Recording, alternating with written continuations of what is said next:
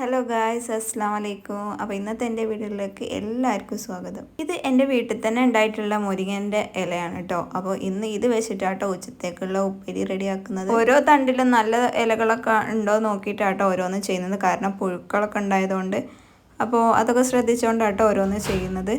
പിന്നെ അതിലേക്ക് ആവശ്യമായിട്ടുള്ള തേങ്ങ, പച്ചമുളക്, പിന്നെ ചെറിയുള്ളി, വെളുത്തുള്ളി ഒക്കെ എടുത്തിട്ട് മിക്സിയിലിട്ടിട്ട് ഒന്ന് ചതച്ചെടുക്കുന്നുണ്ട് കേട്ടോ. വെള്ളമൊന്നും ചേർക്കാതെ തന്നെ കേട്ടോ ചതച്ചെടുക്കുന്നത്.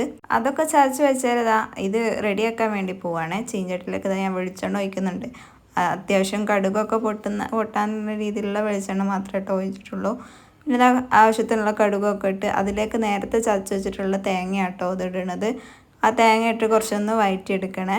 അത്യാവശ്യം ഒന്ന് ആ തേങ്ങ വഴറ്റി വന്നെന്ന് കഴിഞ്ഞാൽ പിന്നെ നമ്മൾ നേരത്തെ കഴുകി വെച്ചിട്ടുള്ള ഈ ഇല അതുപോലെ തന്നെ അതിലേക്ക് എടുത്ത് കേട്ടോ. പിന്നെ ചെറുതായിട്ടൊന്ന് ഇളക്കി കൊടുത്തതിന് ശേഷം ഞാനത് നല്ലോണം ഒന്ന് മൂടി വെച്ച് വേവിക്കുന്നുണ്ട്.